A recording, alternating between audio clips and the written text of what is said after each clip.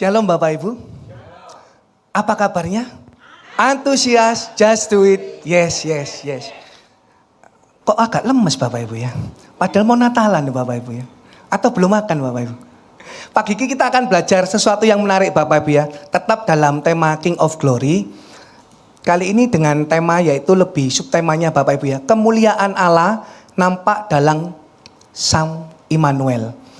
Numpang tanya dulu Bapak Ibu. Kita tahu pasti di sini King of Glory tahu semua Bapak Ibu ya. Siapa Bapak Ibu King of Glory? Yesus Kristus ya. Sebagai pembukaan Bapak Ibu. Yesus Kristus ini ternyata luar biasa Bapak Ibu. Setelah saya pelajari itu Bapak Ibu, saya dapat sesuatu yang luar biasa tentang Yesus. Pertama Bapak Ibu, Yesus ini merupakan tonggak dalam sejarah. Bapak Ibu percaya enggak? Kalau kita teliti Bapak Ibu, di dalam namanya tahun Masehi, itu kan masih ada ngomong ya Bapak Ibu ya, sebelum Masehi dan setelah Masehi. Ya, kalau dalam bahasa Inggrisnya kan before Christ, BC atau after Christ. Namanya ditulis loh Bapak Ibu. Bapak Ibu tahu arti katanya Masehi? Itu Masehi dalam arti bahasa aslinya itu namanya Mesaya. Mesaya itu ya Mesias. Ya, itu Bapak Ibu, luar biasa. Jadi namanya Yesus satu-satunya pribadi yang dipakai dalam tonggak dalam sejarah. Luar biasa loh Bapak Ibu. Mungkin kita ngomong lagi Bapak Ibu, kalau orang nulis buku baru dikenal. Tapi pernah nggak bayangkan, Yesus pernah nulis buku nggak Bapak Ibu? Nggak pernah, tapi jutaan buku menulis tentang Yesus. Luar biasa loh Bapak Ibu ya. Ini beneran-bener, saya waktu pikir ini Bapak Ibu ya, wow. Saya rasa nggak ada orang seperti ini Bapak Ibu. Dari zaman dulu, mungkin sampai sekarang, sampai selamanya, nggak ada seperti Yesus. Cuma satu orang ini Bapak Ibu. Lebih hebatnya lagi Bapak Ibu ya. Yesus ini Bapak Ibu ya, melebihi dari ilmu pengetahuan. Percaya nggak Bapak Ibu? Sekarang kita masuk Bapak Ibu ya, di pelajaran kimia. Apa yang dilakukan Yesus Bapak Ibu? Dia ngubah air menjadi anggur. Bapak Ibu, air itu kan unsur, kalau dalam kimia kan H2O. Itu unsurnya biasa Bapak Ibu, sederhana. Sedangkan senyawa anggur itu senyawa yang kompleks sekali. Tapi dia bisa lakukan dalam pelajaran kimia Bapak Ibu. Luar biasa. Dalam pelajaran fisika Bapak Ibu, kita belajar apa lagi? Yesus melebihi dari hukum fisika gravitasi. Kalau dalam definisinya gravitasi Bapak ya, gravitasi ini kan gaya tarik menarik Bapak Ibu ya, antara dua benda yang bermassa, jadi saling menarik. Tapi perhatikan, ketika Yesus terangkat ke surga, tidak ada. Dia tidak terpengaruh dan tidak tergantung dari hukum gravitasi. Luar biasa loh Bapak Ibu. Jadi ini bukan sembarangan pribadi Bapak Ibu. Ya. Lagi Bapak Ibu, dalam pelajaran ekonomi. Kita pasti sudah sering tahu, kalau namanya ekonomi 5 ditambah 2 ya pasti 7. Benar ya? Tapi tidak bagi Yesus. Bagi Yesus 5 ditambah 2 berapa Bapak Ibu? 5.000 ya, masih ditambah 12 bakul. Masih belum yang ibu-ibu yang bungkus nggo kantongan biasa ya Bapak Ibu ya. Itu lebih dari wisan. Gak ono matematika sing kayak gitu Bapak Ibu. Beneran, di mana-mana pun tidak pernah ketemu Bapak Ibu. Cuman satu pribadi Yesus Bapak Ibu. Nah, Yesus lagi Bapak Ibu. Menariknya lagi Bapak Ibu dalam hal medis. Mungkin kalau dokter tahu ini, iso dokter gak laku Bapak Ibu. Tahu caranya Yesus menyembuhkan? Tercatat di dalam Alkitab Bapak Ibu ya. Di dalam Markus 8 ayat 22 sampai 26. Gak usah dibuka, percaya saja sama saya Bapak Ibu. Waktu Yesus menyembuhkan matanya orang buta, pakai apa Bapak Ibu? Diludahi. Diludahi loh matanya Bapak Ibu. Masa ono dokter kayak gini? Nggak ada. Sing ono malah pasiennya malah ngamuk dituntut Bapak Ibu. Tutup ikut dokternya Bapak Ibu. Tapi Yesus tidak Bapak Ibu. Luar biasa Bapak Ibu. Ya, satu lagi. Dia katakan lagi apa? Waktu menyembuhkan orang, dia pakai apa Bapak Ibu? Ludahnya ditaruh di tanah ya, dicampur-campur, ditaruh di matanya. Langsung sembuh loh Bapak Ibu. Coba lihat dokter ngono. Tambah parah penyakitnya. Nggak ada yang seperti Yesus Bapak Ibu. Cuman satu-satunya Yesus Bapak Ibu. Ya, jadi kita belajar. Buat saya sih, Yesus ini apa Bapak Ibu ya? Tidak tergantikan Bapak Ibu. Kalau saya mau bilang, apapun tokoh-tokoh besar boleh ada. Mungkin namanya kita kenal paling cuman piro waktu tok. Setelah tidak ada, kita sudah lupa. Tapi kalau nama Yesus, kita tidak pernah bisa lupakan. Karena apa? dia lakukan hal yang tidak bisa orang lain lakukan. Dan cuman dia yang bisa lakukan. Dia spesial Bapak Ibu, dia luar biasa. Amin Bapak Ibu. Yuk sekarang kita masuk dalam lagi Bapak Ibu ya. Kemuliaan Allah tampak dalam Sang Immanuel. Yang pertama Bapak Ibu, kita belajar Bapak Ibu ya. Immanuel ini apa sih Bapak Ibu? Arti katanya Bapak Ibu ya. Nah, kita buka ayatnya dulu Bapak Ibu di dalam Yesaya 7 ayat 14. Yuk kita baca sama-sama Bapak Ibu ya. 1, 2, 3. Sesungguhnya seorang perempuan muda mengandung dan akan melahirkan seorang anak laki-laki. Dan ia akan menamakan dia Immanuel. Bapak Ibu tahu artinya Immanuel? Nah tolong di next selanjutnya Bu Sien.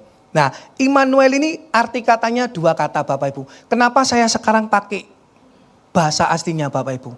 Saya mau kasih tahu Bapak Ibu ya. Kosakata bahasa Indonesia ini minim sekali. Kalah dengan bahasa-bahasa lainnya. Tak kasih contoh gampang Bapak Ibu ya. Bapak Ibu bahasa Indonesianya scream itu apa Bapak Ibu? Udang ya. Benar ya udang ya scream ya. Kalau lobster itu apa Bapak Ibu bahasa Indonesia? Udang juga. Padahal scream sama lobster itu beda bentuk loh ya. Benar ya. Contoh lain lagi. Kalau kita bilang wine. Wine itu apa Bapak Ibu? Anggur ya. Kalau grape. Buah grape. Anggur juga. Padahal beda. Wine itu minuman, grape itu buahnya. Tapi bahasa Indonesianya minim sekali. Kita kalah. Satu lagi Bapak Ibu ya, biar pasti Bapak Ibu ya. Misalkan kata pig. Apa itu Bapak Ibu pig? Babi ya, benar ya. Tapi kalau kita makan, ada tulisannya PORK. Apa itu Bapak Ibu? Sama babi juga. Padahal kan beda. Kalau pork itu kan daging babinya. Kalau pig kan binatang babinya. Jadi kosakata kita itu minim sekali Bapak Ibu. Kalah dengan kosakata yang lain. Makanya Bapak Ibu, saya sih bersyukur Bapak Ibu ya. Tadi Pak Gem ngomong sekolah teologi, saya bersyukur. Karena apa? Sebagai seorang pengajar, menurut saya lagi nih Bapak Ibu ya, seorang pengajar tuh harus mengerti bahasa aslinya. Kalau kita nggak ngerti bahasa aslinya, cuma ngandalkan bahasa Indonesia, kita bisa salah nafsir. Makanya itu Bapak Ibu, banyak yang disesatkan. Dan mau aja yang disesatkan. Karena apa? Ya meloknya aku mau Bapak Ibu, nggak ngerti bahasa aslinya. Tapi ketika kita balik kepada bahasa aslinya, kita ngerti yang dimau itu apa. Seperti apa yang ditulis itu maunya apa. Nah ini Bapak Ibu ya, kata-kata Immanuel ini dari 2 kata Bapak Ibu. Immanu dan El Bapak Ibu. Jadi di sana kita bisa pelajari artinya yaitu kalau Immanu itu bersama kita, kalau El itu Allah. Nah, tapi di sini Bapak Ibu, nama ini bukan sekedar gelar Bapak Ibu, tetapi merupakan janji Allah yang menyatakan kehadirannya yang nyata di tengah umat manusia. Ini janji loh Bapak Ibu. Bapak Ibu tahu, Yesaya itu ditulis dengan penggenapannya waktu Yesus lahir. Itu beda 700 tahun. Bisa Bapak Ibu bayangkan, kalau cuma satu tahun masih mendingan. 10 tahun mendingan. Lek janjine manusia pasti lali. Pasti wong wis kabur apa lek duwe utang wis pasti akeh kabure. Tapi kalau Tuhan biarpun beratus-ratus tahun, Tuhan pasti genapi. Itulah Tuhan kita Bapak Ibu. Jadi kita bisa lihat Bapak Ibu ya, dari Yesaya ini Bapak Ibu. Dan ngomong-ngomong tentang Yesaya ini Bapak Ibu. Waktu Yesaya ini mencatat tentang nubuatan tentang kelahiran Yesus. Ini bukan dalam posisi enak loh Bapak Ibu ya. Bapak Ibu bisa bayangkan. Jadi ketika Yesaya menulis, ini konteksnya dalam ancaman perang. Jadi waktu itu kerajaan Yehuda ini lagi di bawah pemerintahan Raja Ahaz nih Bapak Ibu ya. Mengalami ancaman perang. Tapi justru di saat kita mengalami sebuah ancaman, sebuah masalah, ada janji Tuhan yang selalu menguatkan kita. Itulah kekuatan dari Tuhan. Bukan tidak ada masalah Bapak Ibu. Immanuel artinya apa? Allah bersama kita. Bukan tidak ada masalah. Bagaimana kita bisa merasakan kalau Allah bersama kita, kalau kita nggak pernah ngalami namanya pergumulan. Benar?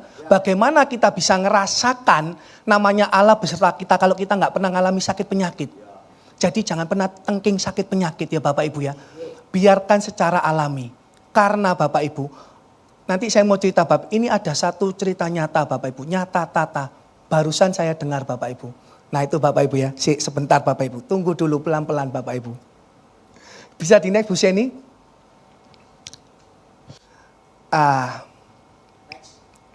Next. Yang pertama Bapak Ibu, kita bisa belajar Sang Immanuel memberikan pengharapan yang kekal. Kita semua pasti tahu. Tak tes coba jemaat KAB ini biasanya sudah ilmunya sudah di atas rata-rata. Kalau tidak ada Yesus berarti hidup kita sia-sia, binasa. Kita masuk mana Bapak Ibu? Neraka, benar ya? Karena upah maut adalah dosa. Benar ya? Upah maut adalah dosa. Tapi maaf, upah dosa adalah maut. Kebalik Bapak Ibu, saking seriusnya Bapak Ibu ya. Jadi upah dosa adalah maut. Jadi kita bisa masuk ke neraka kalau tidak ada Yesus. Tapi puji Tuhan karena Yesus datang. Kita mendapatkan pengharapan yang kekal. Ya, sekarang ini Bapak Ibu, masuk di dalam. Next tolong, Matius 1 ayat 23. Ini tadi penggenapannya Bapak Ibu. Kalau tadi dikatakan di dalam Yesaya, ini ternyata digenapi persis Bapak Ibu ya. Matius 1 ayat 23 dikatakan dengan jelas, sesungguhnya anak darah itu akan mengandung dan melahirkan seorang anak laki-laki dan mereka akan menamakan dia Immanuel yang berarti Allah menyertai kita. Perhatikan Bapak Ibu ya, dari kelahiran Yesus sudah tahu kalau dinamakan Immanuel Allah menyertai kita. Tapi banyak orang Kristen yang salah paham. Yang dicari berkatnya Tuhan, mujizatnya Tuhan. Padahal kalau Alkitab mencatat, tidak ada loh. Kelahirannya Yesus, adakah yang ngomong kelahiran Yesus memberkati umatnya? Bisa ditampilkan? Ada yang tahu ayatnya? Tidak ada ya? Setuju sama saya tidak ada? Kalau ada yang bisa jawab, tak takdir makan pentol di depan Bapak Ibu.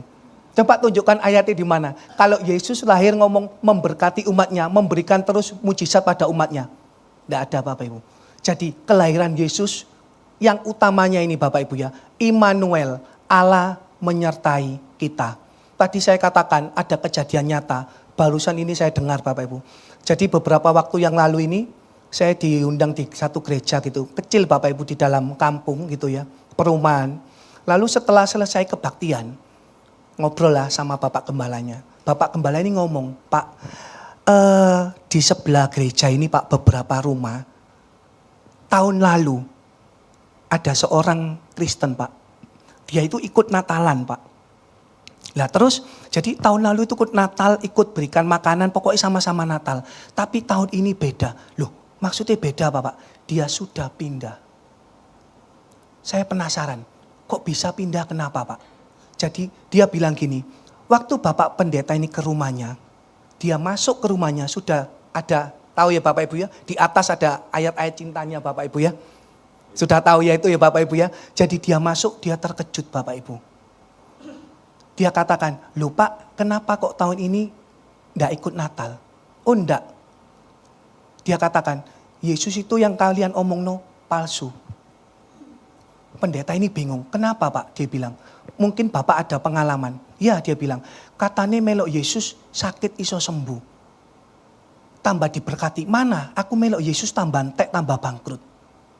Dan lebih parahnya lagi, dia katakan ini Pak, dia sakit, tidak ada orang Kristen yang jenguk dia. Satu kali ada pemimpin agama seberang datang, doakan dia. Lah kok yo tepaan waras loh jadi doaano. Bapak Ibu lebih parahnya lagi, punya anak 3, dijak masuk KB pindah. Ini beneran loh Bapak Ibu. Lalu Bapak Gembala itu tanya sama saya, menurut Pak Yudi, lek gini sing salah sopo? Saya langsung ngomong to the point, sing salah yo sing ngajar Pak, sing di depan mimbar. Karena apa? Yaitu tadi, boleh kita ngomong no berkat boleh, ngomong no mujizat boleh. Tapi lek sing berita tiap minggu sing diomong no iku terus. Lama-lama jemaat iki pikirannya melayang loh Bapak Ibu. Melayang yang arah ke arah bener enggak apa-apa, ke arah mindset yang salah. Satu kali dia ngalami namanya tadi itu. Ya apa? Loh, jari ini Yesus iso nyembukno. Mana sembunyi? Bapak Ibu, Alkitab catat kalau Bapak Ibu rajin baca Alkitab, sebenarnya kebanyakan Yesus melakukan mujizat itu kepada orang yang belum kenal sama dia. Tujuannya apa mujizat ini? Supaya membawa orang dekat sama Tuhan, tahu dekat kenal sama Tuhan. Kalau yang sudah kenal Tuhan, itu jarang. Bukan berarti tidak ada loh Bapak Ibu ya. Bukan berarti saya nggak percaya mujizat. Enggak Bapak Ibu. Saya juga pernah ngalami Bapak Ibu. Tapi Jangan fokusnya sama mujizatnya Bapak Ibu. Fokusnya sama pribadinya Yesus. Itu loh Bapak Ibu. Karena sekarang banyak orang Kristen yang gagal fokus. Di sini tidak ada Bapak Ibu. Tampangnya semua oke Bapak Ibu. Di luar sana banyak Bapak Ibu ya. Jadi Bapak Ibu. Lalu Bapak Ibu. Tadi pendeta itu katakan. Lalu bagaimana Pak? Caranya Pak. Supaya jemaat nggak gagal fokus. Ya beritakan tadi itu. Yang sesuai kebenaran. Kalau maka itu tadi Bapak Ibu saya katakan dengan adanya sekolah teologi gitu Bapak Ibu ya, kita bisa ngerti bahasa aslinya Bapak Ibu. Jadi nggak asalan nafsir Bapak Ibu. Tapi kan sekarang banyak gereja-gereja Bapak Ibu. Kalau ngomong no dosa titik, ngomong no sing nggak enak titik, jemaatnya kabur. Di sini tidak ada Bapak Ibu, setia kelihatan Bapak Ibu ya. Setia. Ada Bapak Ibu, banyak sekali gereja-gereja. Kalau Bapak Ibu bisa cek yang gereja mega church, sing diomongno ya cuma berkat-berkat tok. Jarang sekali pernah ngomong no dosa Bapak Ibu. Ini buat apa? Jemaat yaitu tadi. Imannya tidak bisa tumbuh Bapak Ibu. Kalau iman tidak bisa tumbuh. Gimana mau jadi pelaku firman? Buat saya nih Bapak Ibu ya. Bukan berapa lama engkau jadi Kristen. Imanmu tumbuh. Bukan Bapak Ibu. Tapi imanmu tumbuh. Itu dimulai dari engkau berapa banyak engkau melakukan firman. Yang sudah engkau dengar. Bukan berapa banyak loh Bapak Ibu. Sekarang banyak orang lihat kita gampang sekarang Bapak Ibu ya dengar firman ya. Di YouTube banyak.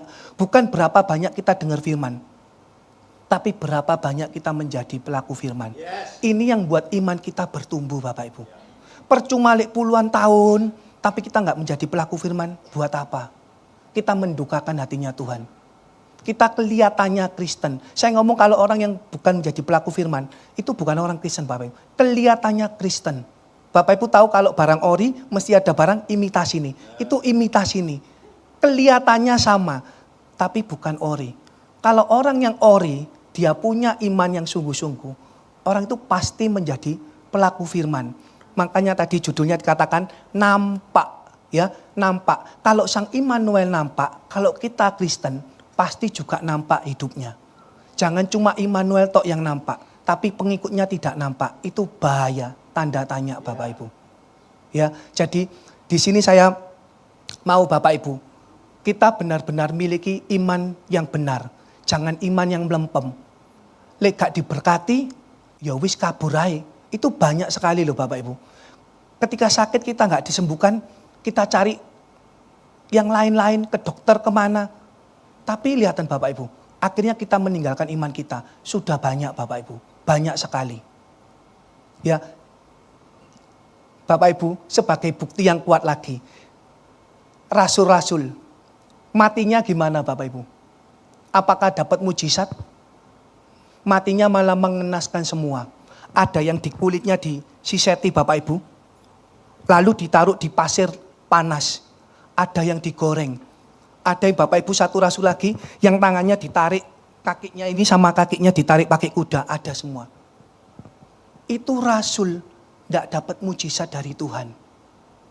Seringkali orang Kristen ngomong, aku klaim janji Tuhan. Padahal lo gak tahu bayar premi ngeklaim. Cek nekate wong Kristen iki yo. Premi gak tahu dibayar njaluk anu. Perpuluhan kadang lali persembahan iyo le-eling yoan. Wani-wani ngeklaim Bapak Ibu ya. Jangan asal ngeklaim Bapak Ibu ya. Rasul lah kowe gak mendapat loh Bapak Ibu. Tapi yang terpenting bukan ini Bapak Ibu. Bukan itunya Bapak Ibu. Karena apa? Yang terpenting Tuhan itu mau apa? Yang mau lihat dalamnya ini loh Bapak Ibu. Rohaninya kita. Jadi bukan fisik kita yang utama Bapak Ibu. Numpang tanya. Pak Gem sering ngomong ya. Siapa yang di sini mau umurnya panjang? Mau berapa umur panjangnya berapa? Ada yang mau 105? 110? Ada kejadian saya pernah dengar ini Bapak Ibu ya. Saya dengar dari kesaksian. Seorang pendeta tanya gitu ya. Bapak-bapak 104 tahun.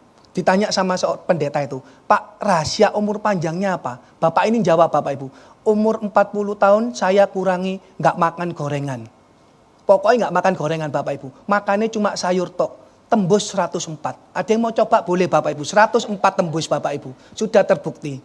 Lalu pendeta itu waktu ditanya sama Bapak itu, Pak sekarang Bapak kalau udah umur 104, Bapak mau didoakan apa? Tahu Bapak itu jawabannya Bapak Ibu? Saya mau minta mati. Loh.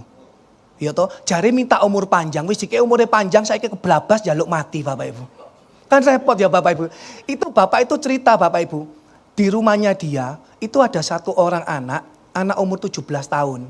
Jadi hari ini ulang tahun, tapi mamanya itu semalam sudah mimpi. Dikasih mimpi kalau anaknya ini jangan keluar gitu. Tapi anaknya ini maksa, "Ma, aku ada satu undangan, belum tak kasih dek teman deketku, Ma. Bentar tok, mama bilang kamu pokoknya jangan keluar, jangan keluar." Tapi anak ini loh, Ma, deket di sini loh, Ma, di gang, cuma naik motor. Diizinkan sama mamanya Bapak Ibu. Keluar lewat jalan dikit.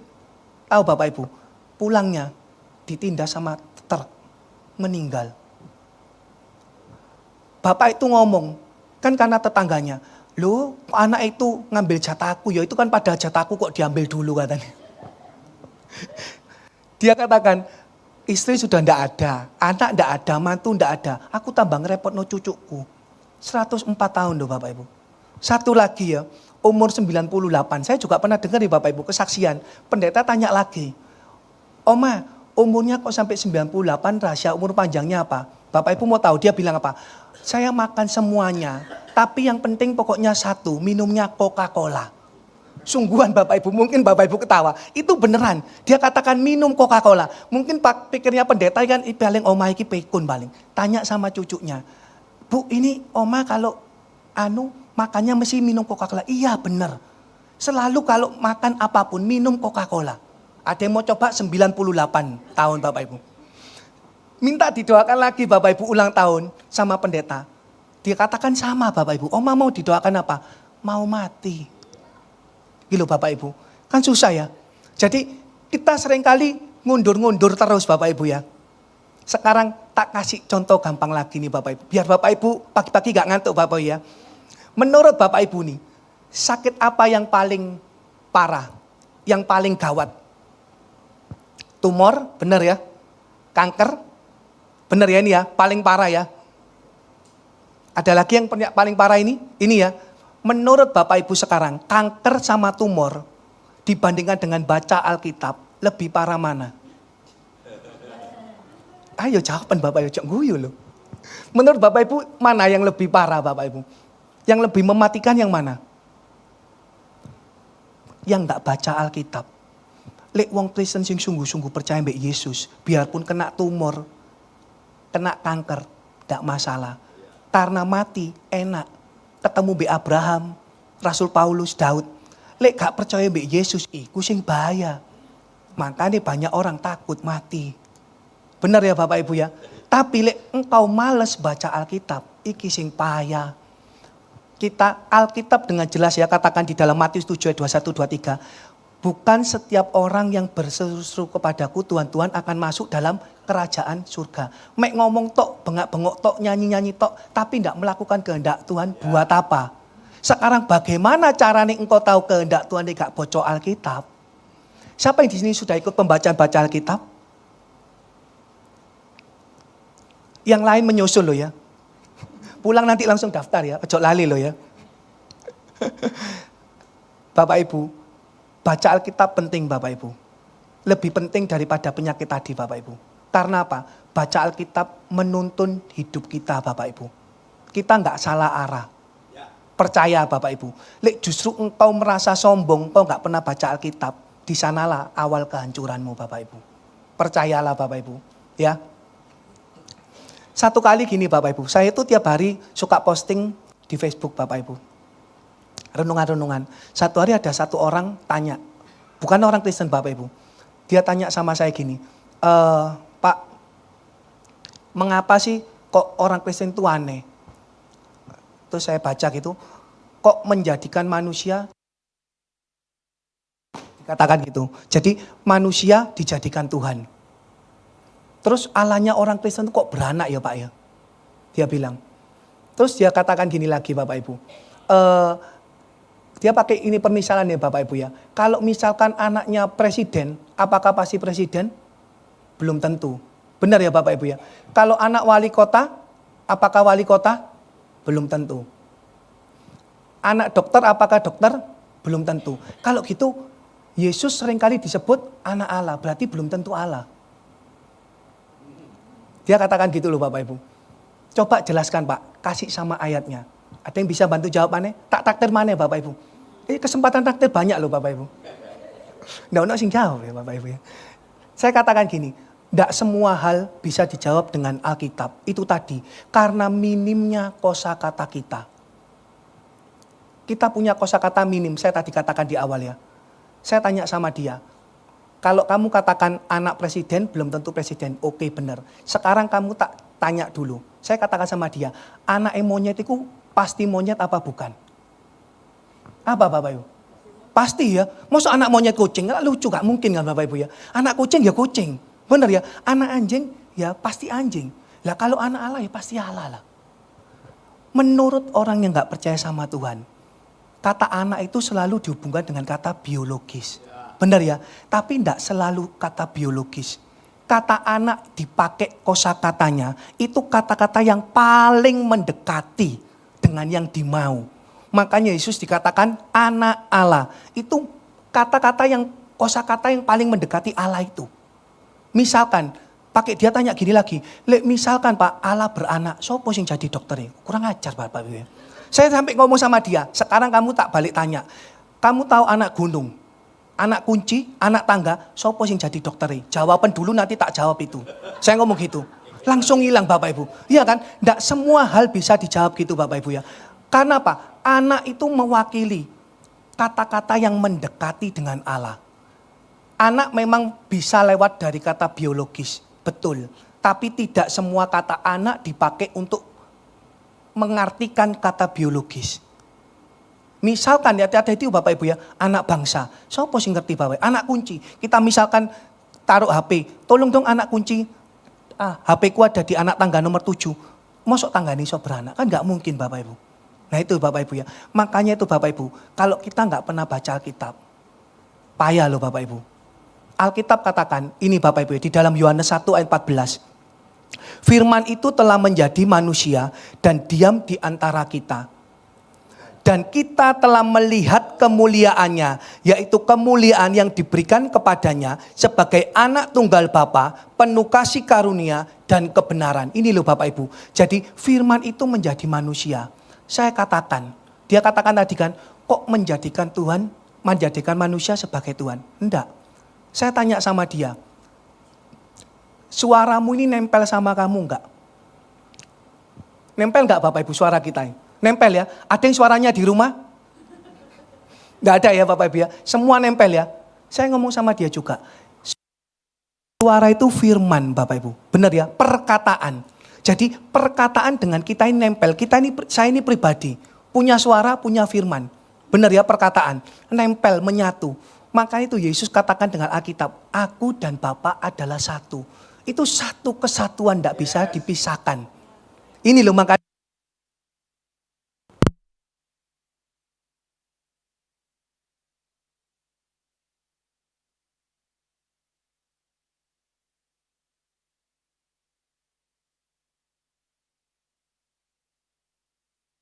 Tes, sudah bisa nyala Bapak Ibu. Jadi kalau kita belajar Bapak Ibu ya, Tuhan Yesus itu firman. Bahkan di dalam Yohanes 1 mencatat dengan jelas Bapak Ibu ya. Yohanes 1 ayat 1. Saya katakan pada dia Bapak Ibu ya, yang tanya itu, pada mulanya adalah firman. Firman itu bersama-sama dengan Allah. Dan firman itu adalah Allah. Ini nempel, firman itu nempel sama Allah. Enggak mungkin. Jadi ketika kita menciptakan manusia, ini kalau buat saya Bapak Ibu ya, gambaran Trinitas itu seperti ini Bapak Ibu. Gampang sekali Bapak Ibu. Ketika Tuhan menciptakan manusia, itu kita punya wujud pribadi. Tapi di dalam pribadi ini punya suara, ini firman. Ada roh, lalu Tuhan mengembuskan roh supaya kita hidup. Itu namanya Roh Kudus yang kita miliki sekarang. Jadi kalau ndak ono roh, ya mati. Dia katakan Allah ini wong Kristen kono 3, bukan. Saya katakan, kamu yono 3. 3 dalam 1. Benar ya Bapak Ibu ya? 1 pribadi, saya. Tapi saya punya apa? Punya suara, punya roh. Ada yang sini tidak punya roh? Bahaya Bapak Ibu. Bisa didoakan pakem loh Bapak Ibu. Ya, semua kan punya suara kan? Sama semua. Begitu juga dengan Allah.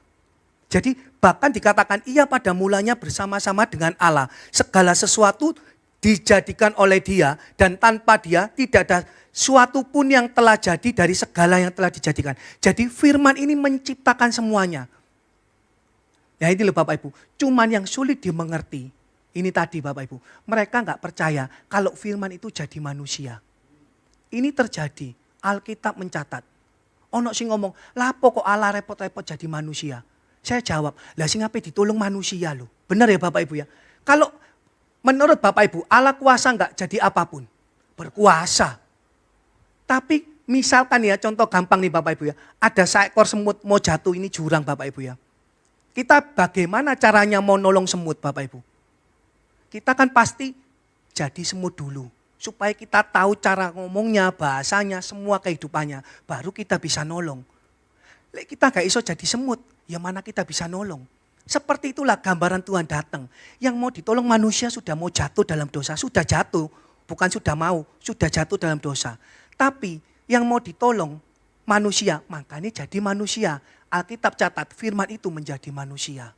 Nah seperti itu Bapak Ibu ya. Bahkan Bapak Ibu, kalau kita belajar lagi Bapak Ibu ya, Immanuel ini kan tadi kata kamu artinya bersama-sama, Allah menyertai kita. Kalau kata-kata menyertai itu tidak pernah berhenti Bapak Ibu. Selalu continue terus. Kalau hari ini nyertai, besok enggak, itu namanya bukan menyertai Bapak Ibu. Seperti yang dijanjikan Tuhan Bapak Ibu. Jadi dari awal dinubuatkan, itu sudah ada kata-kata Immanuel menyertai. Sampai Tuhan pun ada, dia katakan Immanuel, aku terang dunia. Menyertai semua yang ada di dunia ini. Bahkan waktu Tuhan Yesus mau naik ke surga, ingat amanat agungnya apa Bapak Ibu? Di dalam Matius 28 ayat 20, tolong selanjutnya. Dan ajarlah mereka melakukan segala sesuatu yang telah kuperintahkan kepadamu. Dan ketahuilah, aku menyertai kamu senantiasa sampai kepada akhir zaman. Ini janjinya Tuhan. Kata-kata menyertai selalu ada Bapak Ibu. Ya, menyertai, bukan memberkati mana loh Bapak Ibu. Bukan memberikan mujizat, bukan Bapak Ibu ya. Yang pertama kali Tuhan katakan menyertai. Caranya menyertai gimana? Padahal Tuhan sudah terangkat ke surga. Tolong di next selanjutnya. Di dalam Yohanes 14, ini dikatakan dengan jelas Bapak Ibu. Aku akan meminta kepada Bapa dan ia akan memberikan kepadamu seorang penolong yang lain supaya ia menyertai kamu selama-lamanya, yaitu roh kebenaran. Dunia tidak dapat menerima dia sebab dunia tidak melihat dia dan tidak mengenal dia. Tetapi kamu mengenal dia sebab ia menyertai kamu dan akan diam di dalam kamu. Ini loh Bapak Ibu, arti menyertai itu diam di dalam kita. Tapi ada yang harus kita ketahui Bapak Ibu, ini bukan sembarangan roh loh Bapak Ibu. Dikatakan dengan jelas roh kebenaran. Namanya roh kebenaran berarti harus hidup dalam kebenaran. Tidak bisa kita hidup ngawur lalu minta perlindungan Roh Kudus. Tidak ada Bapak Ibu. Itu tidak ada ceritanya. Karena banyak sekarang yang orang ngawur Bapak Ibu. Minta tok tadi tapi hidupnya tidak menunjukkan seorang yang hidup dalam kebenaran. Ada banyak Bapak Ibu. Lek diceritakan aduh Bapak Ibu. Padahal ini hamba Tuhan Bapak Ibu. Seorang pendeta. Saya kenal Bapak Ibu ya, kenal gitu. Ya ikut Bapak Ibu, pernah David, Bapak kalau yang lalu Pak David cerita ya tentang utang ya. Lek wis utang kan harus direlakan, enggak nunggu harus orang yang bayar. Itu tepat sekali Bapak Ibu. Gurung cerita, wis tahu ceritanya. Iya Bapak Ibu, jadi pinjam gitu ya sama saya, ya tak kasih lah. Iki opone sungkan Bapak Ibu, pendeta mosok gak dikei ya. Sawangane ya opo ngono. Kasih, mari ngono wis bener. Kalau orang dunia bilang, lek orang utang itu pinjemnya koyok malaikat. Bener ya Bapak Ibu ya. Mulutnya manis koyok malaikat. Bareng wis mari, wis lek ditagih koyok koyok setan, betul sekali. Beneran Bapak Ibu, ngilang. Saya ini sampai pikir loh Bapak Ibu. Mikir dalam hati, kok iso ya? Padahal pendeta loh. Wis tahu firman. Tapi ya ini sayang, enggak hidup dalam kebenaran. Sayang sekali. Jangan Bapak Ibu ya. Lalu saya diingatkan gini lagi Bapak Ibu. Kalau kita sudah tahu kebenaran, kita akan pasti tahu semua. Bagaimana dengan anggota keluarga kita. Nah ini Bapak Ibu. Kalau tahu Bapak Ibu ya, saya itu punya anak nomor 1 kan sekarang umur 9-an Bapak Ibu. Baru hari Kamis kemarin kan sunat. Lalu Ya wis, pasti sunat sekarang kan canggih Bapak Ibu pakai laser gitu ya. Tapi kan masih terasa sakitnya. Puji Tuhannya gini Bapak Ibu. Saya selalu ajarkan dia nih. Makanya kalau dulu Pak Gem sama Bu Gem kan dia kecil kan nuwakal ya Bu Gemnya. Muter gitu ya. Tapi percaya Bapak Ibu. Waktu datang ke sini kan Bu Gem sampai heran. Kok iso berubah ya?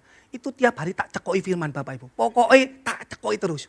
Mungkin kita pikir gini ya Bapak Ibu. Caranya apa? Wis pokoknya dia tanya. Masuk di Alkitab. Itu beneran Bapak Ibu. Mungkin kita ngerasa gak ada ngefeki. Tapi itu ngefek.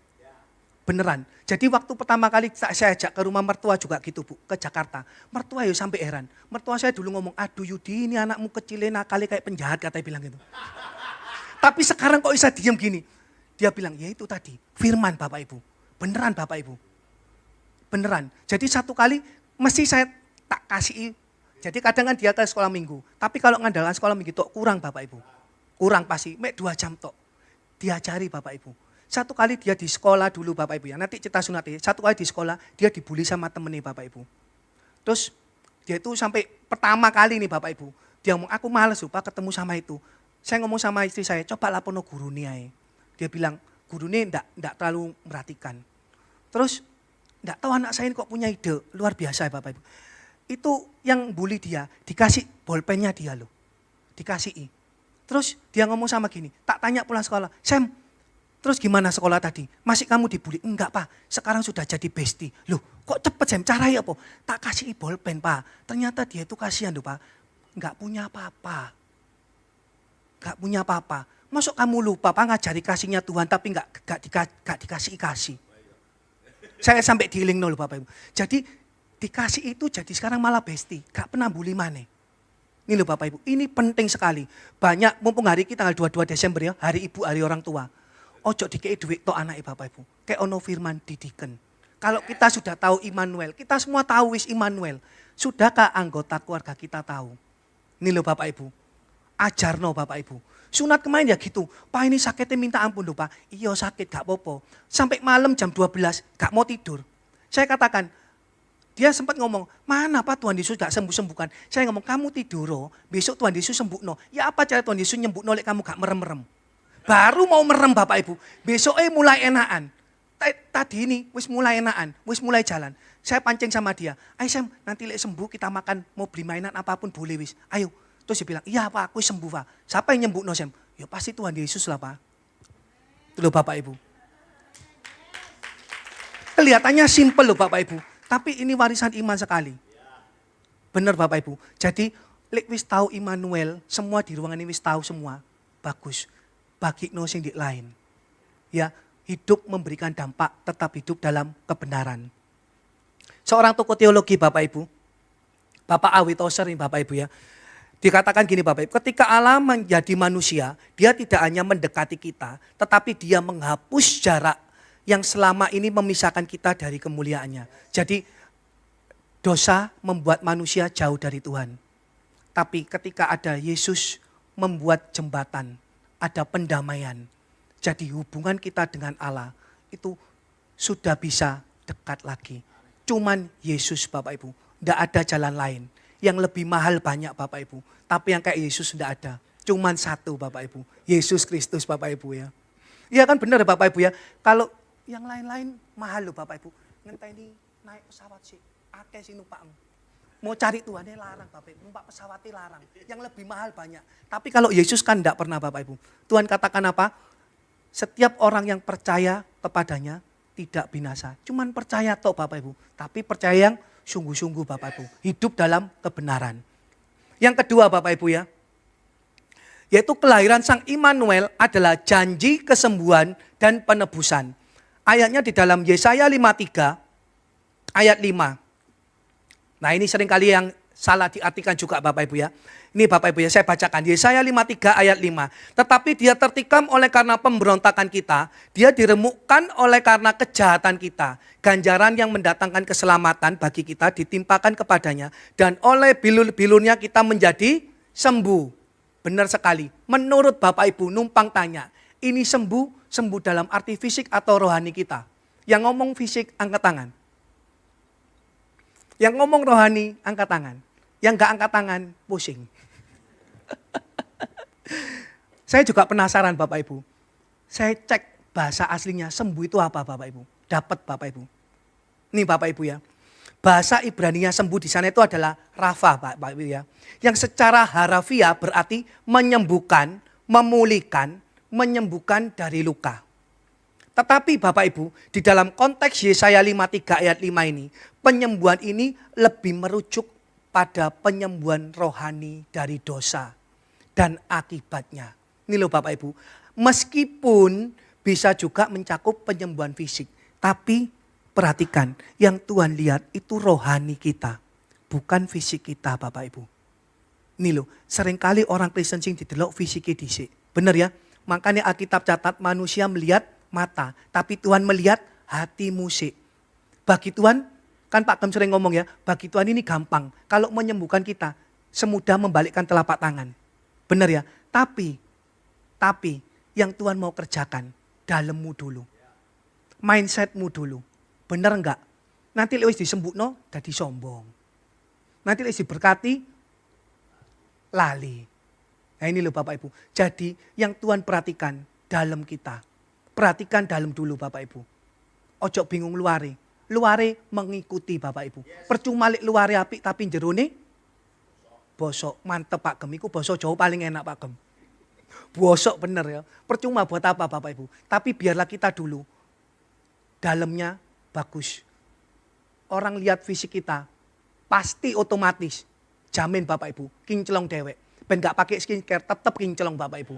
Ya biarpun pakai kinclong lek dalamnya bosok katanya Pak Gem tadi. Pancet aja. Buat apa Bapak Ibu? Ya, itu Bapak Ibu ya. Ini tentang janji penyembuhan Bapak Ibu ya. Dan terus kalau penebusan Bapak Ibu di dalam Ibrani 9 ayat 12. Ini Bapak Ibu ya. Ia masuk sekali untuk selamanya ke tempat yang maha kudus. Bukan dengan darah kambing jantan atau darah lembu. Melainkan dengan darahnya sendiri. Dan dengan jalan itu ia memperoleh kelepasan yang kekal. Kalau zaman dulu nih Bapak Ibu. Zaman dulu kita masuk mempersembahkan korban. Itu bawa korban ini Bapak Ibu. Dengan darahnya kambing jantan atau darah. Tiap kali orang mau ngaku dosa, hilangkan doa pakai ini. Tapi setelah ada Yesus lahir Bapak Ibu. Dan satu kali Yesus lakukan darahnya di atas kayu salib. Itu memperoleh kelepasannya kekal. Nggak usah pakai lagi darah-darah yang tadi Bapak Ibu. Sudah dihapuskan. Jadi Yesus menebus kita itu luar biasa nilainya Bapak Ibu. Mahal banget Bapak Ibu. Ya. John Piper berkata Bapak Ibu, salib adalah cermin yang memperlihatkan kepada kita kasih Allah yang tidak terbatas. Tepat sekali Bapak Ibu ya. Jadi kalau enggak ada salib, kita bisa bayangkan loh Bapak Ibu ya. Tapi hati-hati loh Bapak Ibu. Saya katakan kenapa hati-hati. Di atas kayu salib itu ada 3 orang Bapak Ibu. Sing kita contoh salibe sopo.